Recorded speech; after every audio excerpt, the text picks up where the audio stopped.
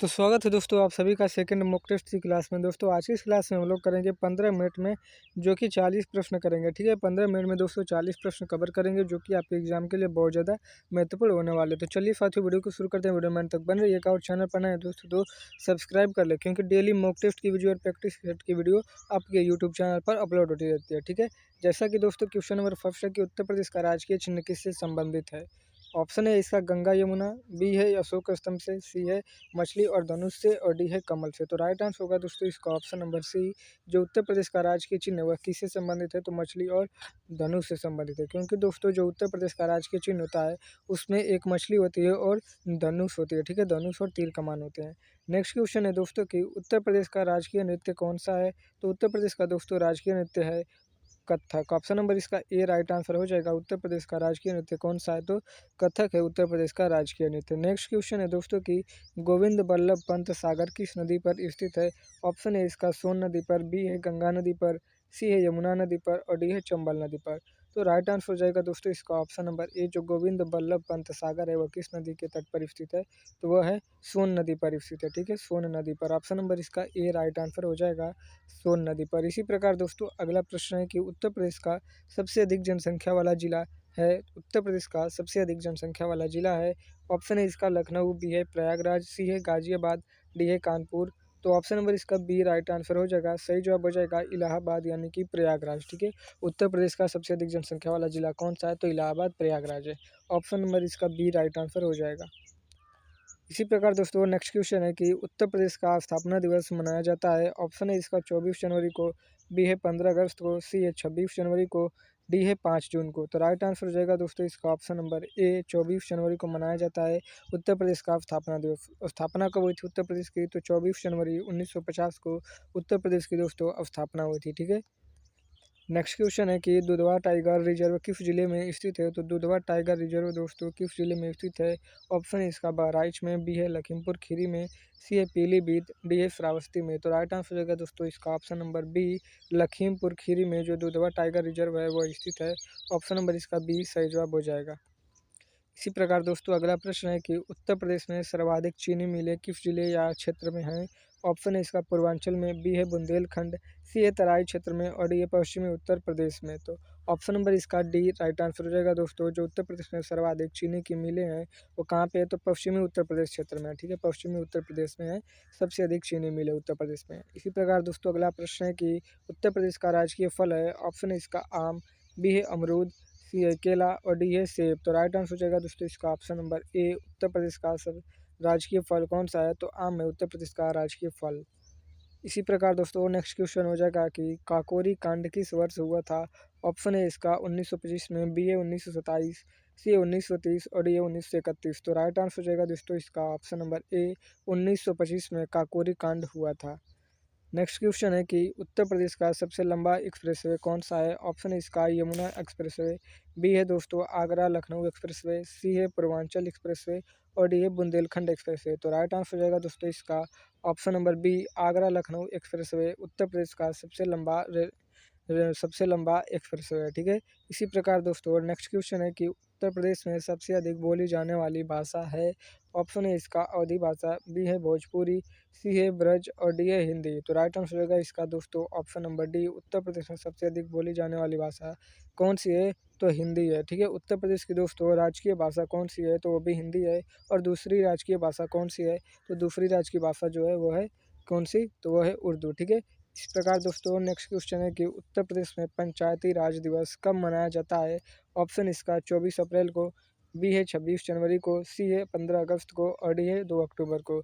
तो right answer रहेगा दोस्तों इसका ऑप्शन नंबर ए। 24 अप्रैल को उत्तर प्रदेश में मनाया जाता है कौन सा दिवस, तो यूपी में पंचायती राज दिवस मनाया जाता है 24 अप्रैल को। ठीक है, इस प्रकार दोस्तों नेक्स्ट क्वेश्चन है कि बक्सी का तालाब किस जिले में है। ऑप्शन है इसका बक्सी का तालाब बाराबंकी में है, बी है लखनऊ में, सी है सीतापुर में, और डी है उन्नाव में।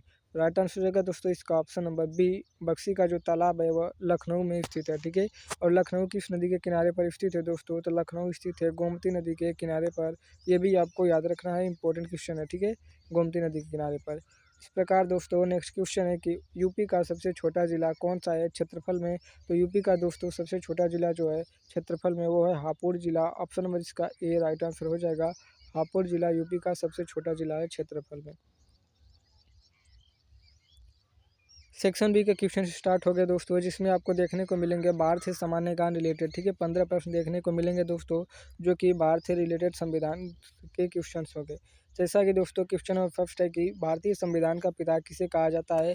ऑप्शन है इसका महात्मा गांधी को, बी है दोस्तों डॉक्टर भीमराव अम्बेडकर को, सी है जवाहरलाल नेहरू को, डी है राजेंद्र प्रसाद को। तो राइट आंसर होगा दोस्तों इसका option number B, doctor Bhimrao Ambedkar को संविधान का पिता कहा जाता है। ठीक है, इस प्रकार दोस्तों नेक्स्ट क्वेश्चन है कि लोकसभा के सदस्यों की अधिकतम संख्या है। ऑप्शन है इसका 545, बी है 552, सी है 550 और डी है 560। तो राइट आंसर होगा दोस्तों इसका ऑप्शन नंबर ए। लोकसभा के सदस्यों की अधिकतम संख्या कितनी होती है पूरे भारत में, तो 545। ठीक है, ऑप्शन नंबर इसका ए राइट आंसर हो जाएगा 545।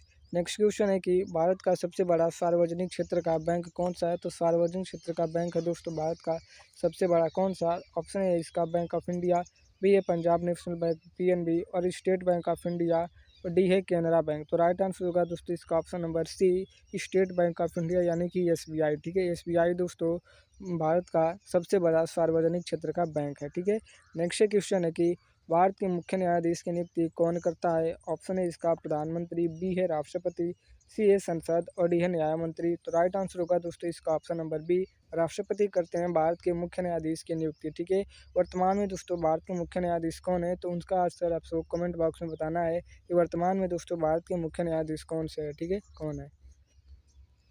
इस प्रकार दोस्तों अगला प्रश्न है कि पंचवर्षीय योजना की अवधारणा किस देश से ली गई है। तो पंचवर्षीय योजना की अवधारणा ऑप्शन है इसका यूएसए से, बी है यूके से, सी है यूएसएसआर से और डी है जापान से। तो राइट आंसर होगा दोस्तों इसका ऑप्शन नंबर डी, और सॉरी सी, यूएसएसआर से ली गई है। ठीक है, सोवियत संघ से ली गई है जो पंचवर्षीय योजना की अवधारणा है। दोस्तों भारत में प्रथम पंचवर्षीय योजना कब लागू हुई थी। तो भारत में दोस्तों प्रथम पंचवर्षीय योजना 1951 में लागू हुई थी। ठीक है, ये भी आपको याद रखना है। इस प्रकार दोस्तों अगला प्रश्न है कि भारत का राष्ट्रीय जलीय जीव है। ऑप्शन है इसका कछुआ, बी है मगरमच्छ, सी है डॉल्फिन और डी है व्हेल। तो राइट आंसर होगा दोस्तों इसका ऑप्शन नंबर सी, जो भारत का राष्ट्रीय जलीय जीव है वो कौन सा है, तो डॉल्फिन है भारत का राष्ट्रीय जलीय जीव। ऑप्शन नंबर इसका सी राइट आंसर हो जाएगा। इस प्रकार दोस्तों नेक्स्ट क्वेश्चन है कि भारत का सबसे ऊंचा जलप्रपात है। ऑप्शन है इसका जोग जलप्रपात, बी है धुआंधार जलप्रपात, सी है कोचिकल जलप्रपात और डी है चुल्ली जलप्रपात। तो राइट आंसर होगा दोस्तों इसका ऑप्शन नंबर सी, जो भारत का सबसे ऊंचा जलप्रपात है वह है कोचिकल जलप्रपात। ऑप्शन नंबर इसका सी राइट आंसर हो जाएगा, कोचिकल जलप्रपात। इस प्रकार दोस्तों अगला प्रश्न है कि जो भारत में वो उसमें पहली जनगणना कब हुई थी। तो भारत में दोस्तों पहली जनगणना कब हुई थी। ऑप्शन है इसका 1872 में, बी 1881 में, सी 1891 में और डी 1901 में। तो राइट आंसर होगा दोस्तों इसका ऑप्शन नंबर ए, भारत में पहली जनगणना कब हुई थी, 1872 में दोस्तों भारत में पहली जनगणना हुई थी। नेक्स्ट क्वेश्चन है कि नीति आयोग की स्थापना कब हुई। ऑप्शन है इसका 2013 में, बी है 2014 में, सी है 2015 में और डी है 2016 में। तो राइट आंसर होगा दोस्तों इसका ऑप्शन नंबर सी, नीति आयोग की स्थापना भारत में कब हुई है, तो 2015 में दोस्तों नीति आयोग की स्थापना भारत में हुई है। ठीक है, नीति आयोग ने दोस्तों किसकी जगह ली है, तो नीति आयोग ने दोस्तों ली है किसकी जगह, तो नीति आयोग ने दोस्तों ली है किसकी जगह, ये सॉरी याद नहीं आ रहा है, योजना आयोग की जगह लिया। ठीक है, ये याद आ गया। ठीक है, योजना आयोग ने दोस्तों नीति आयोग का जगह लिया है। ठीक है, योजना आयोग का जगह कौन लिया है, तो नीति आयोग ने लिया है। नीति आयोग का जो स्थापना है कब हुआ था, 2015 में हुआ था। और योजना आयोग का गठन कब हुआ था या फिर स्थापना, तो 1950 में हुआ था, जिसकी जगह अब कौन ले लिया है, तो नीति आयोग ले लिया है। ठीक है, इस प्रकार दोस्तों अगला प्रश्न है कि भारत का राष्ट्रीय पक्षी है। ऑप्शन है इसका मोर, बी है कोयल, सी है सारस और डी है हंस। तो राइट आंसर होगा दोस्तों इसका ऑप्शन नंबर ए, जो भारत का राष्ट्रीय पक्षी है वह है मोर। कब अपनाया गया था, कब माना गया था दोस्तों भारत का राष्ट्रीय पक्षी इसको बनाया गया था, तो उसका आंसर यदि आपको पता होगा तो कमेंट बॉक्स में ज़रूर बताइएगा। नेक्स्ट क्वेश्चन है कि भारतीय संविधान में कुल अनुसूचियां हैं। ऑप्शन है इसका 10, बी है 11, सी है 12 और डी है 13। तो राइट आंसर होगा दोस्तों इसका ऑप्शन नंबर सी, भारतीय संविधान में कुल अनुसूचियाँ कितनी हैं, तो 12 अनुसूचियाँ भारतीय संविधान में कुल। ऑप्शन सी इसका सही जवाब हो जाएगा। इस प्रकार दोस्तों अगला प्रश्न है कि भारत का राष्ट्रीय वृक्ष कौन सा है? तो भारत का दोस्तों जो राष्ट्रीय वृक्ष है वो कौन सा है? ऑप्शन है इसका पीपल, बी है नीम, सी है बरगद और डी है आम। तो राइट आंसर होगा दोस्तों इसका ऑप्शन नंबर कौन सा? सी वाला। भारत का राष्ट्रीय वृक्ष कौन सा है? तो भारत का राष्ट्रीय वृक्ष है दोस्तों बरगद। ऑप्शन सी इसका सही जवाब हो जाएगा। नेक्स्ट क्वेश्चन है दोस्तों कि जय जवान जय किसान का नारा किसने दिया? ऑप्शन है इसका महात्मा गांधी ने, बी है नेहरू ने, सी है लाल बहादुर शास्त्री ने और डी है इंदिरा गांधी ने। तो राइट आंसर होगा दोस्तों इसका ऑप्शन नंबर सी, जय जवान जय किसान का नारा किसने दिया था? तो लाल बहादुर शास्त्री ने जय जवान जय किसान का नारा दिया था। इसी प्रकार दोस्तों अगला प्रश्न है कि भारतीय रिजर्व बैंक का मुख्यालय कहाँ है? तो भारतीय रिजर्व बैंक का मुख्यालय है दोस्तों कहाँ पे?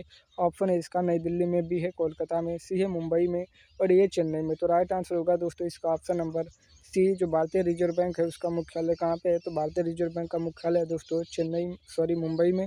ऑप्शन सी इसका करेक्ट आंसर हो जाएगा मुंबई में। इसी प्रकार दोस्तों नेक्स्ट क्वेश्चन है कि संविधान की प्रस्तावना में कितने शब्द हैं? ऑप्शन है इसका 69, बी है 72, सी है 73 और डी है 75। तो राइट आंसर होगा दोस्तों इसका ऑप्शन नंबर सी, जो संविधान की प्रस्तावना है दोस्तों उसमें कुल 73 शब्द हैं। ऑप्शन नंबर इसका सी राइट आंसर हो जाएगा। 73 शब्द हैं। दोस्तों वीडियो अच्छी लग रही हो तो प्लीज़ वीडियो को लाइक कर दीजिएगा, चैनल को नए हैं तो सब्सक्राइब करिएगा और दोस्तों के साथ वीडियो को जरूर शेयर करिएगा। दोस्तों सेक्शन सी का सवाल शुरू हो गया, जिसमें कि आपको सामान्य ज्ञान के 10 प्रश्न देखने को मिलेंगे जो आपके एग्जाम के लिए बहुत ज़्यादा महत्वपूर्ण होने वाले हैं। क्वेश्चन नंबर इसका फर्स्ट है दोस्तों कि सामान्य विज्ञान का कि मानव शरीर की सबसे बड़ी हड्डी कौन सी है? तो ऑप्शन है इसका टिबिया, बी है ह्यूमरस और सी है फीमर, डी है रेडियस। तो राइट आंसर होगा दोस्तों इसका ऑप्शन नंबर सी, जो फीमर हड्डी है दोस्तों जो कि जांघ में पाई जाती है, जो वो क्या है तो मानव शरीर की दोस्तों सबसे बड़ी हड्डी है। ऑप्शन नंबर इसका सी करेक्ट आंसर हो जाएगा। इसी प्रकार दोस्तों नेक्स्ट क्वेश्चन है कि सूर्य का मुख्य घटक कौन सा तत्व है? तो सूर्य का मुख्य घटक कौन सा तत्व है? ऑप्शन है इसका ऑक्सीजन, बी है हीलियम, सी है हाइड्रोजन और डी है नाइट्रोजन। तो राइट आंसर होगा दोस्तों इसका ऑप्शन नंबर सी, हाइड्रोजन जो गैस है वह सूर्य का सबसे अधिक मुख्य घटक तत्व है। नेक्स्ट क्वेश्चन है दोस्तों कि विटामिन ए की कमी से कौन सा रोग होता है? तो विटामिन ए की कमी से होता है दोस्तों कौन सा? ऑप्शन है इसका रतौंधी, बी है स्कर्वी, सी है रिकेट्स और डी है अनीमिया। तो राइट आंसर होगा दोस्तों इसका option number A, vitamin A की कमी से कौन सा रोग होता है?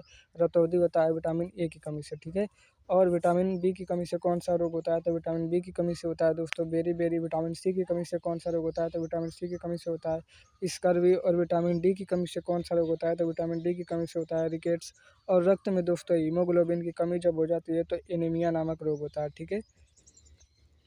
इसी प्रकार दोस्तों नेक्स्ट क्वेश्चन है कि रक्त का थक्का जमाने में सहायक होता है? ऑप्शन है इसका आरबीसी, बी है डब्ल्यूबीसी, सी है प्लेटलेट्स और डी है प्लाज्मा। तो राइट आंसर होगा दोस्तों इसका ऑप्शन नंबर सी, रक्त का थक्का जमाने में कौन सा सहायक है? तो प्लेटलेट्स सहायक है, ठीक है। और विटामिन पूछ देता है दोस्तों कि रक्त के थक्का जमाने में कौन सा विटामिन सहायक है? तो विटामिन के सहायक होता है रक्त का थक्का जमाने में, यह भी आपको याद रखना है। इसी प्रकार दोस्तों नेक्स्ट क्वेश्चन है कि ध्वनि की तीव्रता मापी जाती है किसमें? ऑप्शन इसका हर्ट्ज में, बी है डेसिबल, सी है न्यूटन और डी है जूल में। तो राइट आंसर होगा दोस्तों इसका ऑप्शन नंबर बी, किस में मापी जाती है ध्वनि की तीव्रता? डेसिबल में मापी जाती है, ठीक है। डेसिबल में मापी जाती है दोस्तों ध्वनि की तीव्रता। न्यूटन में क्या मापा जाता है? बल मापा जाता है, ऊर्जा या फिर कार्य मापा जाता है दोस्तों जूल में। और हर्ट्ज में किसको मापा जाता है? तो आवृत्ति को मापा जाता है, ठीक है। आवृत्ति का मात्रक क्या होता है? तो आवृत्ति का मात्रक होता है 7 हर्ट्ज, ठीक है। अर्थ आवृत्ति को मापा जाता है हर्ट्ज में। इसी प्रकार दोस्तों नेक्स्ट क्वेश्चन है कि सबसे हल्की गैस है? ऑप्शन है इसका ऑक्सीजन, बी है नाइट्रोजन, सी है हाइड्रोजन और डी है हीलियम। तो राइट आंसर होगा दोस्तों इसका option number C, hydrogen gas जो है वह सबसे हल्की गैस है। ऑप्शन नंबर इसका सी राइट आंसर हो जाएगा। इस प्रकार दोस्तों नेक्स्ट क्वेश्चन है कि पौधों में भोजन बनाने की प्रक्रिया क्या कहलाती है? तो पौधों में दोस्तों भोजन बनाने की प्रक्रिया कहलाती है प्रकाश संश्लेषण। ऑप्शन इसका बी राइट आंसर हो जाएगा। पौधों में भोजन बनाने की प्रक्रिया कहलाती है प्रकाश संश्लेषण यानी फोटोसिंथेसिस। नेक्स्ट क्वेश्चन है कि पृथ्वी का सबसे नज़दीकी ग्रह कौन सा है? ऑप्शन है इसका मंगल, बी है बुध, सी है शुक्र और डी है बृहस्पति। तो राइट आंसर होगा दोस्तों इसका ऑप्शन नंबर बी, जो पृथ्वी है दोस्तों उसके सबसे नज़दीकी ग्रह कौन सा है? तो बुध ग्रह है पृथ्वी के सबसे नज़दीक स्थित ग्रह। ऑप्शन नंबर इसका बी राइट आंसर होगा। इसी प्रकार दोस्तों नेक्स्ट क्वेश्चन है कि मानव शरीर में हृदय के कितने कक्ष होते हैं? तो दोस्तों मानव शरीर में हृदय जो होता है उसके कितने कक्ष होते हैं? तो उसके 4 कक्ष होते हैं। ऑप्शन नंबर इसका सी राइट आंसर हो जाएगा। 4 कक्ष होते हैं। इसी प्रकार दोस्तों लास्ट क्वेश्चन है कि प्रकाश की चाल सर्वाधिक होती है किसमें? ऑप्शन है इसका जल में, बी है वायु में, सी है निर्वात में, डी है कांच में। तो दोस्तों प्रकाश की चाल जो होती है वो सबसे अधिक किसमें होती है? निर्वात में होती है, जो कि कितना होती है? तो 3 × 10⁸ मीटर प्रति सेकंड होती है दोस्तों प्रकाश की चाल निर्वात में, ठीक है। ये भी आपको याद रखना है। दोस्तों मिलते हैं अगली वीडियो में। तब तक के लिए जय हिंद, वंदे मातरम। और ऐसे ही डेली प्रैक्टिस सेट या फिर मॉक टेस्ट या फिर किसी भी एग्जाम की तैयारी के लिए आप जीके जीएस चाहते हैं तो हमारे यूट्यूब चैनल को सब्सक्राइब कर लिए, बेल आइकन को जरूर भी प्रेस करिएगा।